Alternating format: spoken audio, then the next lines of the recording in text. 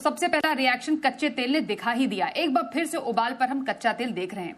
सबसे पहले सर, आपकी एनालिसिस इस पूरे इवेंट पर, जो जियोपॉलिटिकल टेंशन जो कच्चे तेल के प्राइसेस को पूरी तरह ड्राइव कर रही है पिछले एक महीने से ऊपर, क्या है?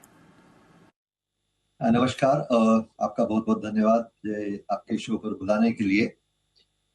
देखिए, जब बातचीत शुरू हुई उसके पहले काफी अटकलें थी, लेकिन मेरे ख्याल से काफी लोग इस बात को मान के चल रहे थे कि इसका एक बातचीत में कुछ कंक्लूजन हो जाएगा। इसकी उम्मीद अधिकांश लोगों को कम ही थी, क्योंकि बातचीत के पहले भी जो दोनों साइड से स्टेटमेंट्स आ रहे थे उसमें कोई कॉन्ग्रुएंस नहीं था, मतलब कुछ समान धरातल नहीं नजर आ रहा था उसमें।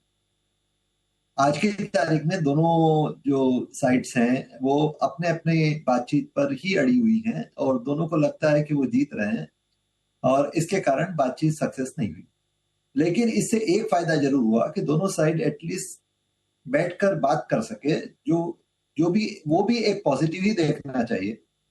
आज की तारीख में जो स्ट्रेट ऑफ हॉर्मस पे दोनों साइड से कुछ कुछ स्टेटमेंट आ रहे हैं। यूएस ने कहा है कि वो, प्रेसिडेंट डोनाल्ड ट्रंप ने कहा है कि वो ब्लॉकेट लगाएंगे, ईरान ने कहा है कि उसको रिटेलिएट करेंगे, लेकिन आज की तारीख में स्टेटस को जैसा है।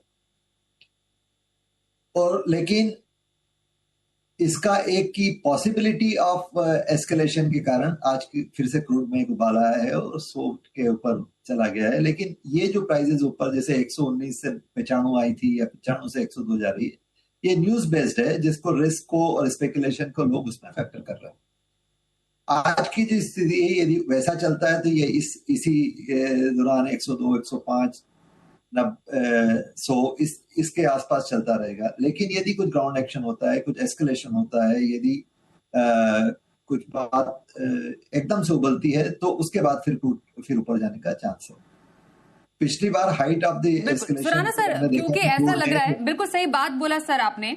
हम जैसा देख पा रहे हैं और जैसा आपने एनालिसिस में भी आपने कहा, कोई भी साइड झुकने को तैयार नहीं है। एक तरीके से ये एक अहम की लड़ाई भी हो गई है, ये जो पूरा वॉर है। अब यूएस कह रहा है कि हम स्ट्रेट ऑफ हॉर्मुज से एक भी जहाज जाने नहीं देंगे, पक्षपात नहीं होगा, टोल नहीं लगेगा, या तो सारे जहाज जाएंगे या तो कोई जहाज नहीं जाएगा। और भारतीय समय के अनुसार शाम को 7:30 बजे वो पूरा जो नाकेबंदी करने की तैयारी में है। सर, इस तरीके के जो बयान होते हैं वो डेफिनेटली एक नेगेटिव इम्पैक्ट क्रिएट जरूर करते हैं और कच्चे तेल में इसका एक बड़ा रिएक्शन हमने भी आते हुए देखा। सर, आगे आने वाले टाइम में, क्योंकि ये जो मसला है सुलझता हुआ नजर नहीं आ रहा है, आपकी नजर में सर एनर्जी मार्केट के लिए आने वाला समय कैसा रह सकता है? इसमें दो चीजें हैं, एक है प्राइस और दूसरी सप्लाईज। प्राइस का हमने देखा है कि जब पीक ऑफ दी इस पे 120 तक गया था तो वो एक रेंज डेफिनेटली लगती है कि यदि इसमें कुछ डायरेक्ट एक्शन होती है, कुछ ग्राउंड एक्शंस होती है तो क्रूड 120 तक जा सकता है। 120 के ऊपर वो पिछली बार भी नहीं गया था। लेकिन सप्लाईज का डेफिनेटली यदि पर डे बेसिस पे आपका 20 मिलियन बैरल्स जो क्रूड है वहां से पास नहीं हो पा रहा है, थोड़ा बहुत ईस्ट वेस्ट पाइपलाइन के थ्रू रेड सी से आ रहा है, लेकिन फिर भी जो ओवरऑल सप्लाई है इंटरनेशनल मार्केट में उसमें तो कमी हुई है। एलएनजी सप्लाई में कमी हुई है कतार के ऊपर, जो उनका जो प्लांट शटडाउन में आया उसके कारण। तो इससे जितने दिन ये ज्यादा चलता है, ये सब जो वॉर की सिचुएशन है और जो ब्लॉकेड है या नहीं है, या सप्लाई डिस्ट्रप्शन जो है, जितना ज्यादा दिन चलेगा उतनी ज्यादा प्रॉब्लम बढ़ेगी, क्योंकि जो लोगों की जो इन्वेंट्रीज थी, जो स्ट्रेटेजिक रिजर्व्स हैं, जिसमें से कुछ रिलीज किए गए, कुछ और भी रिलीज किए जा सकते हैं, उसमें कमी आएगी।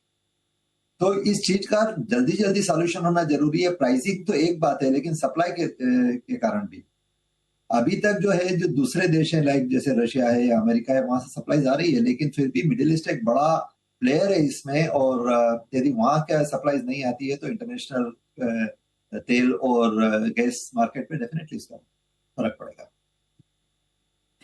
बिल्कुल, क्योंकि सर ये जो समस्या है वो इतनी ज्यादा अनिश्चित है, अनसर्टन है। इस बीच ये भी खबर है कि सऊदी अरब ने सप्लाई बढ़ाने की कोशिश की है। जो ईस्ट वेस्ट पाइपलाइन है जो फुल कैपेसिटी पर है, मनीफा फील्ड से उत्पादन फिर शुरू करने की बात सामने आ रही है। तो जो सप्लाई साइड जिसकी आपने अभी जिसका जिक्र किया है, आपको लगता है आने वाले टाइम में कुछ राहत के संकेत इससे मिलते हुए नजर आ सकते हैं? क्योंकि डेफिनेटली ऑल्टरनेटिव तो सर ढूंढना ही पड़ेगा। हाँ, देखिए ईस्ट वेस्ट पाइपलाइन की जो कैपेसिटी थी वो 5 मिलियन बैरल्स पर डे के करीब थी, और उसको उन्होंने 7 मिलियन बैरल तक बढ़ाने की बात की थी। बीच में उस पर भी थोड़ा कुछ हुआ था, लेकिन मेरे ख्याल से आज या कल में कुछ न्यूज आ रही है कि वो 7 मिलियन बैरल तक उन्होंने वापस रिस्टोर कर लिए। लेकिन वहां पर ही एक हुतीस का जो है वो रेड सी से जब सप्लाई आती है तो वो भी एक रिस्क फैक्टर रहता है। जो यूएई था वो शायद उनका जो फिजरा फील्ड है वहां से सप्लाई कर पाते थे, लेकिन उस पर भी कुछ थोड़ा रिस्क है। सो मेरे ख्याल से थोड़ा तो उधर से डेफिनेटली रेड सी साइड से आ पा रहा है और आ भी पाएगा, लेकिन एक रिस्क फैक्टर जरूर रहेगा। तो पूरा 20 मिलियन तो वहां से नहीं बैकअप हो पाएगा। सो थोड़ा तो तकलीफ है ही इसमें, ये मानकर चलना चाहिए। तो मेरे ख्याल से 7 या 8 मिलियन बैरल जो आउट ऑफ 20 मिलियन बैरल जो है 7-8 मिलियन बैरल वहां से मैक्सिमम आ सकता है।